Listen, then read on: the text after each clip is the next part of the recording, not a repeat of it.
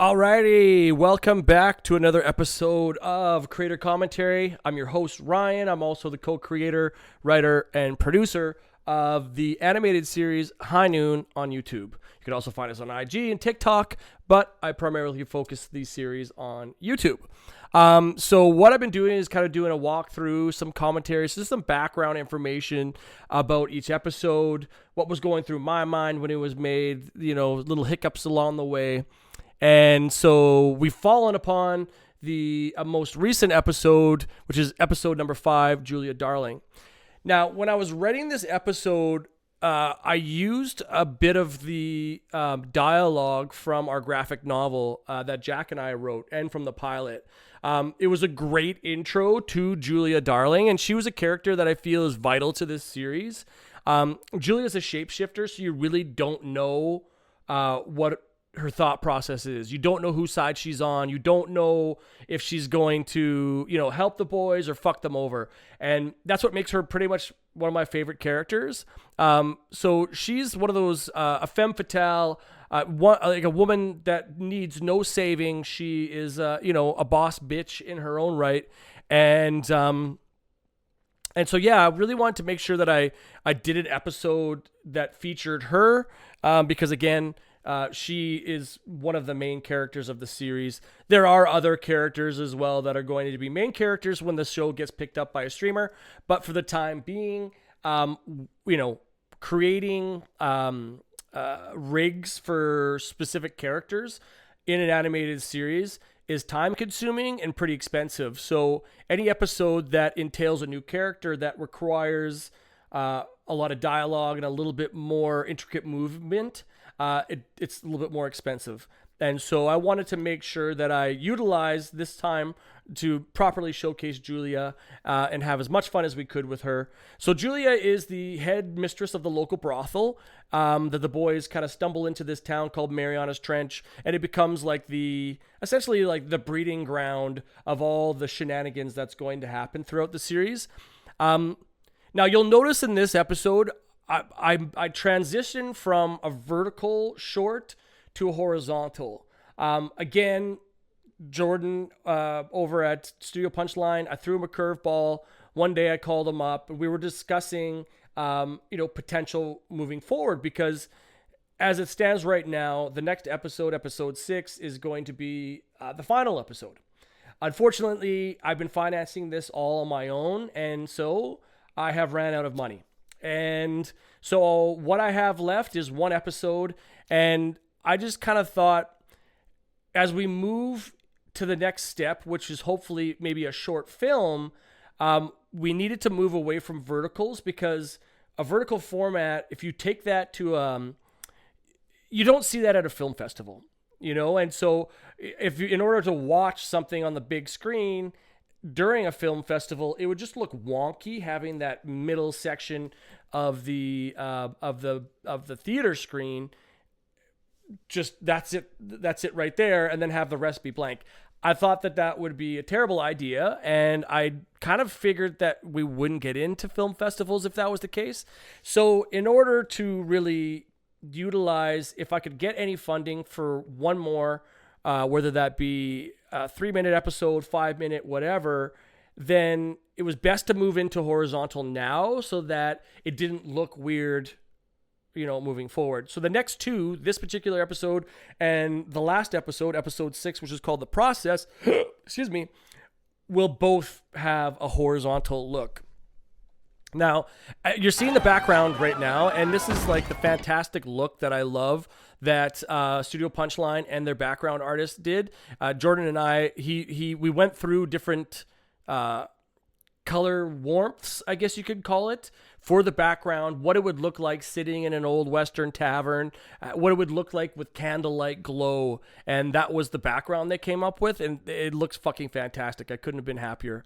Again, this is dialogue that comes from the pilot episode as well as the graphic novel, but it was just a running joke that I always thought was fucking hilarious, that I think Jack wrote this one, and it's just You fucking were supposed fantastic. to make one simple deal. Damn it, Styx. Again, you know I have Lenny's trouble fucked with shit deal up. versus con versus scam versus charity event. It's like, I can't decipher between But then so that particular scene, that shot right there where Atticus looks over, again, I'm doing the best I can to showcase character development and all that jazz, right? So now we know, Styx is always fed up with Lenny.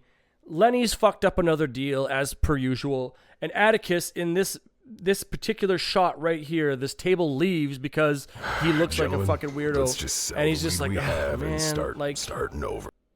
Yeah, let's just sell the weed we got and start starting over. Like that's just the attitude Atticus has: is pick yourself up and dust yourself off and let's fucking go again.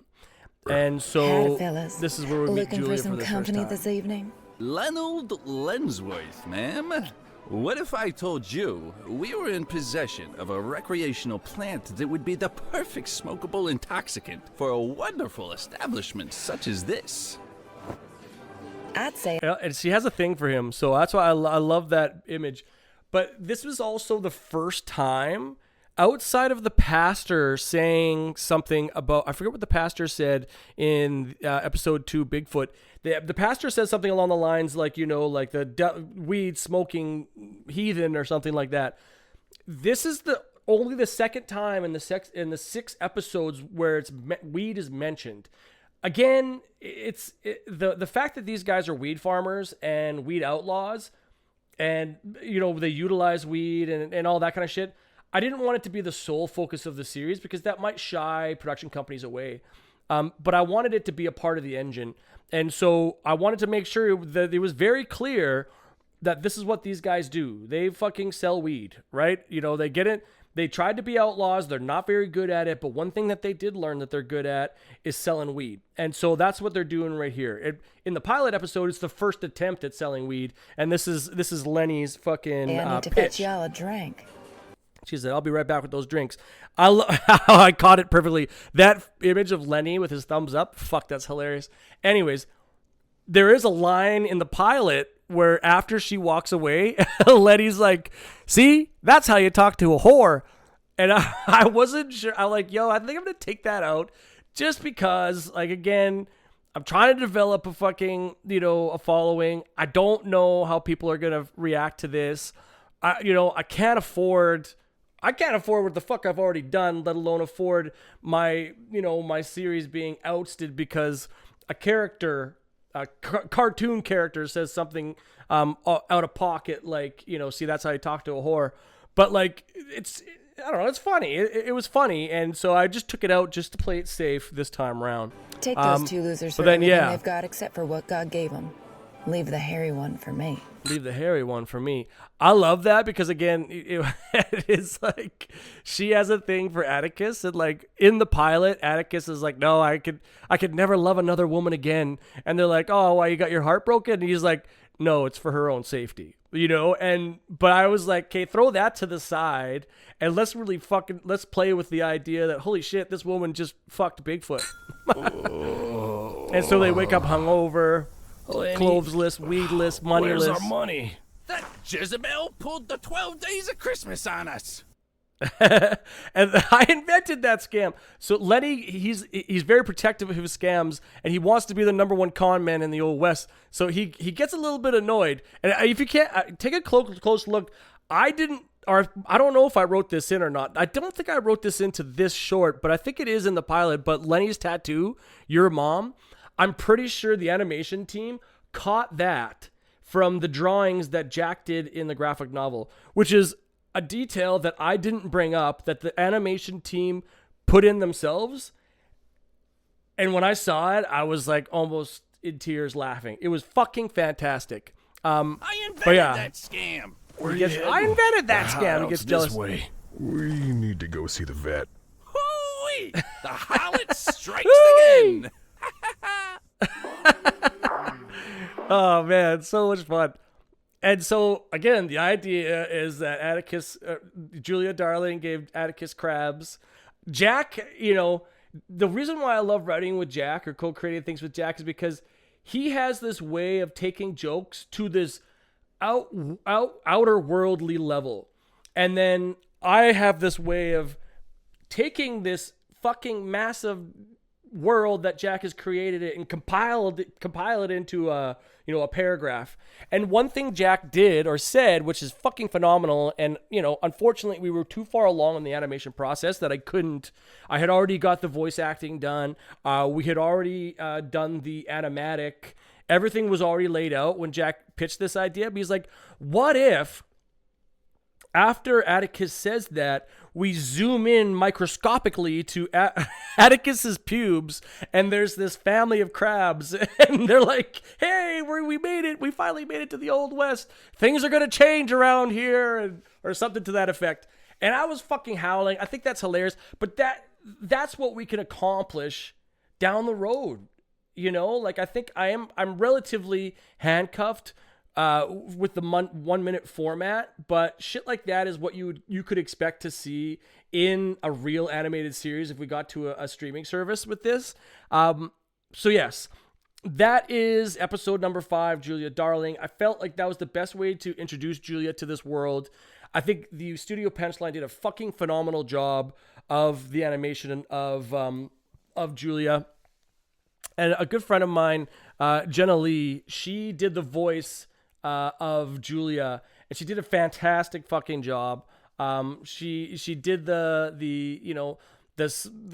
deep, or like the deeper, sexy Southern thing really well, and so I'm overall excited and super pumped of how this turned out.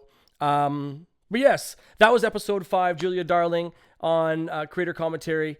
Thank you again for joining me. Again, comment, put some comments in there. Let me know what you guys think, man. At the end of the day, this is a series. This is your series just as much as it is mine. So let me know what you think. Except for assholes and bots can go fuck off. I get enough asshole comments and bots. That's not what the comments are there for.